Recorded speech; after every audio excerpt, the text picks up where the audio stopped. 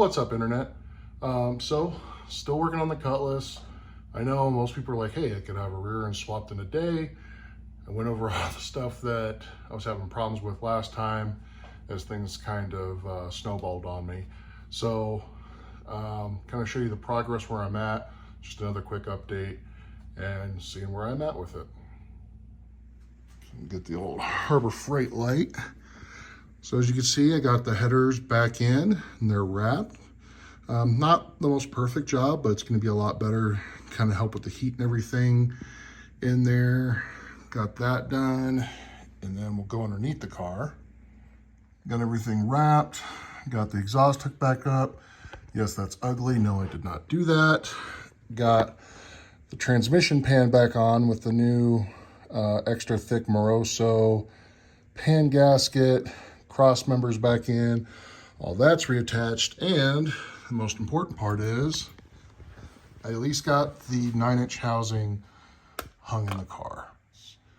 The 9-inch housing is hung in the back of the car. It's hung on the CPP suspension that I already had in there. Had the rear end painted up. Got some more touch-up to do. And then my roadblock that I ran into was these shock bolts or studs, shock studs, I guess. Threads just started pulling out of them when I was trying to get everything put on there. So I got some new ones ordered. I thought I had some, but I didn't. Or if I did, I lost them. So got the springs just kind of sitting in there right now. Got the new exhaust hangers put in, and that's all kind of buttoned back up, which is nice. Everything is nice and tight in there. The only thing I'm kind of worried about is whenever this was all kind of welded in, because I know it's a Flowmaster kit that my dad and I put on forever ago, and it still looks good, sounds amazing. But we wanted a bunch of stuff welded on it, and we didn't have a welder, and I'm still a terrible welder. My dad's a lot better than I am, but we just didn't have a welder. So we took it to a shop to get it welded. Well, those I know were probably stretched and old, and then the ones that were up here were probably bad. Let's put that tip really close to the bumper. I'm worried about it hitting once it starts. These are just some universal mounts that I got. Once I kind of have everything together, I'm gonna trim those and then weld those to the pipe to kind of get wherever I need it.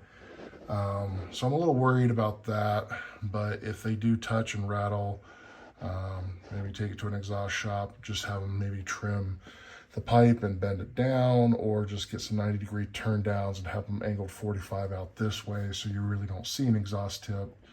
I don't know yet, but at least everything is rough hung in the car. And then I gotta get those new shock mounts and then hook up the e-brake cables, and I also have to put new lines in. You can kind of see, get some light down in there. Little blue thing, that's just a clamp on the brake line. As I took everything apart, need to get a mount for that and run new brake lines out to the drum brakes that I'm gonna have in here.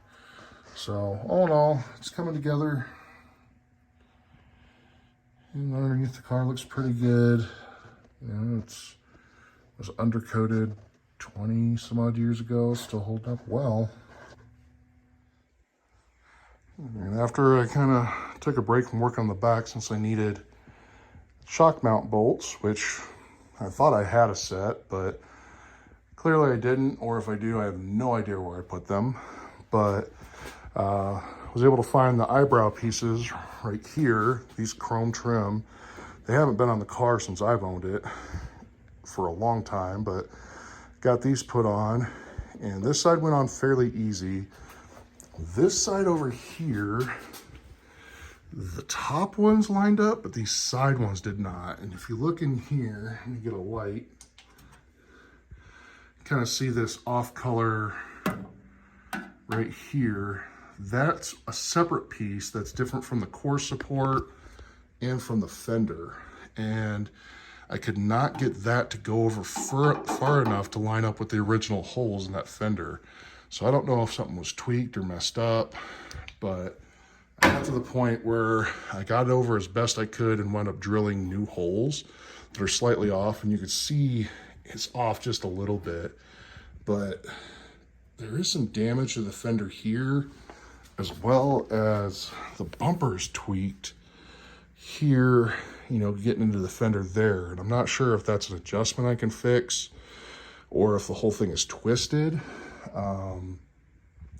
But as much as I want this car to look good, it's not a show car. I want driver quality, but I do want to fix that so it at least looks right and it's not pushing in on this fender and tearing it up more than it already is. But got the rims cleaned up, tires put on, which I think they're looking good. Once it's down on the ground and driving again, probably get to the point where I'm gonna drop it about 2 inches in the front and 1 in the back. Partly I'm gonna do that with, well, I'm definitely on the front, I'm gonna use spindles, because there is one from Speedway Motors that is a 2-inch drop spindle, but it adjusts the camber gain on the front wheels. Not that this is gonna be super handling, but it'll at least drive a little bit better and a little bit safer. But yeah, everything's back together over there. And then I'll have lots of cleaning up to do underneath here. So as you can see, making progress on the car. It is very slow.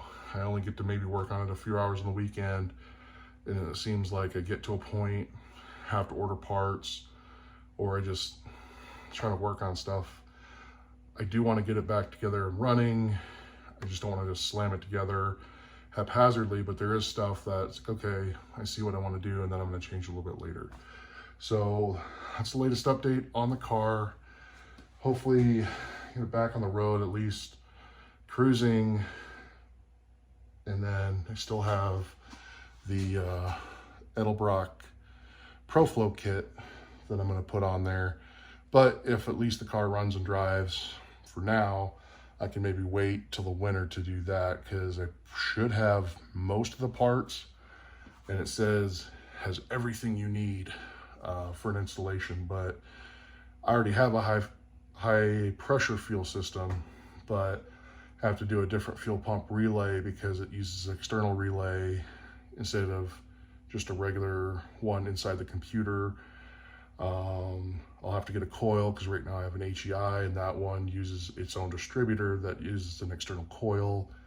And I think that's pretty much it. I already got fuel pressure regulator, but I also need some more high pressure fuel lines to route everything, and then that'll involve dropping the tank back down because I want to run the lines a little bit differently than how I did with that, because it worked, it's together, but when I'm underneath the car it looks pretty haphazard. I want to at least make that better. Nobody else is going to see it. I know it's there, but I at least want to make it better. So that's where I'm at for now. Hopefully you're working on your project. Go out and make something for your car.